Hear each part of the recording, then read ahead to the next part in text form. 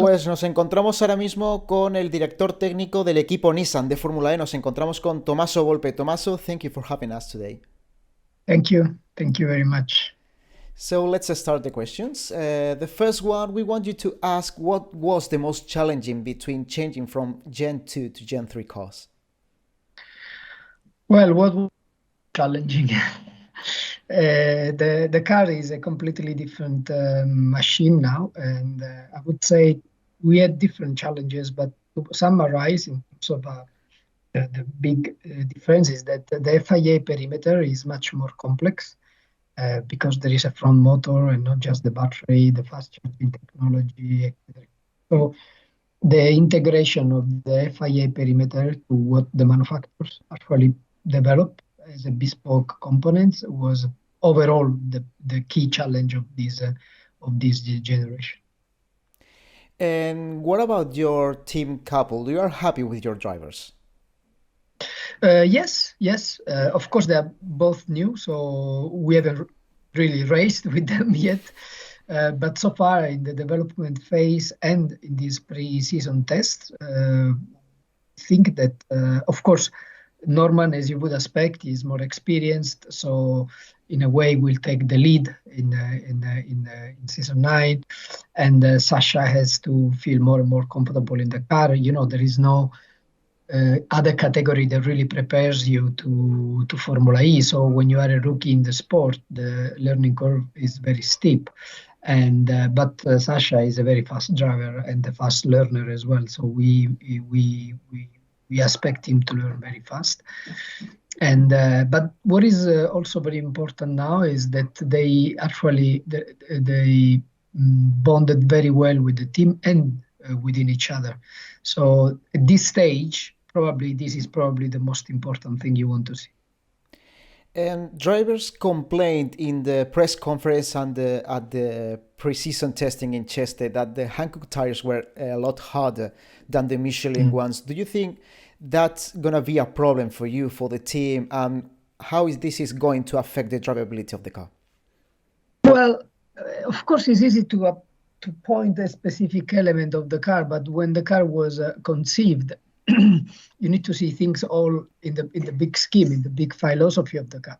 And tires are harder also because we wanted to have them more sustainable and to last longer. And then the final output, yes, probably the reason why the drivers complain, I would say, is because they want to go faster and faster and faster. And of course, with the hard tires, this is less easy. So you might say that, yes, this can be true, but you need to see the package overall, why they were conceived this way. So they have to adapt to a different tire compared to Michelin, but it was the briefing this way. So in a way, is the whole car behavior is going to be different, and they will have to adapt. About these new Gen 3 cars, they promise that the car is going to make the teams closer in terms of performance. Do you think this is the reality before, after this precision testing? Uh, Maybe, to be honest, this is really crystal ball because there are so many factors to consider, but maybe when everybody is stabilized as development, yes. But my gut feeling is that at the beginning, we will see definitely some strong teams, but because we are still at the beginning of this new generation and there will still be some challenges from the technical perspective, I think we will see teams very strong in one race and much less strong in another race, and et cetera, et cetera. I think we'll see a lot of ups and downs. But again, it's a little bit of a crystal ball at this stage. And about the strategies, charging is supposed to be introduced this year and then permanently at the season 10. Do you think this could change team strategies? What do you think about that? For sure. The introduction of the fast charging technology will change totally the way we plan the race and the race format itself, and is a very strong strategic element of the race preparation and strategy, of course. So yes, it will change a lot. And again, it might even be the case that some cars are stronger in one race format and others are less strong in another race format at the moment the fast charging technology is introduced. So it will have a massive impact for sure. And after this precision testing, what are your thoughts about the car, about the team? Do you think you complete and you can reach the objectives for this season? So far, yes. I mean, of course, pre-season tests don't mean a lot, but they don't mean everything. But for what we have seen so far, we believe we have a strong package, or at least a potential strong package. Then is up to us to make sure that we make the most out of it, and we keep on developing what we can still develop at this stage on the software side, and that we are also ready on the team side. So we make the most out of it. But it seems like the starting point is quite competitive.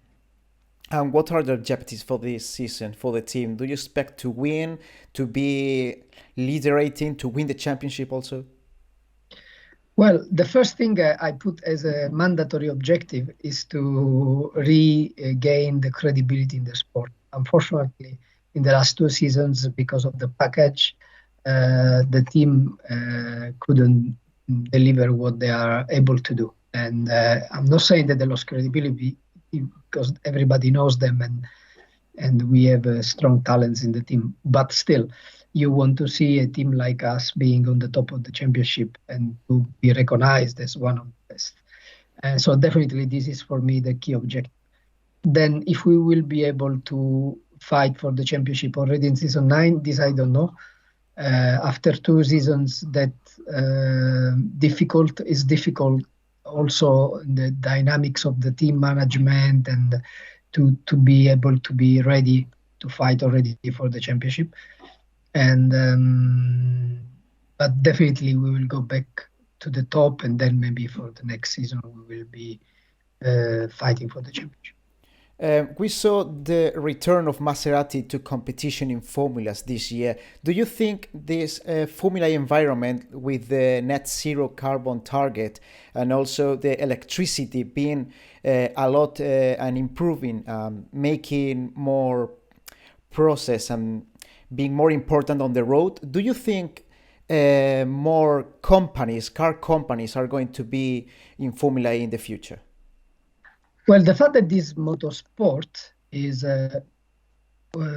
very relevant for automotive is not my opinion. I mean, you don't see any other category with this number of manufacturers, as you correctly said.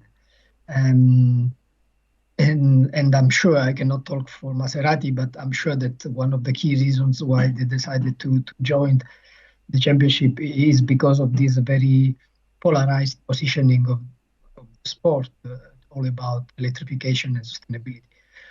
So definitely this is the main appeal of the sport. Whether or not other manufacturers will join, I believe yes.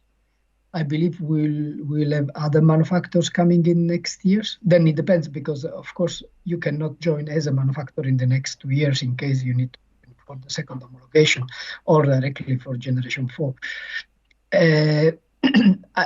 I think the sport will always be, especially if we keep this focus on sustainability and intelligent mobility in general, the sport will always attract manufacturers the same way Nissan is committed to the sport. Some might leave, this can happen as well, but in general, the sport will always attract manufacturers. Well, Tommaso, thank you very much for having us today and good luck for the season. No problem. Thank you very much for inviting me.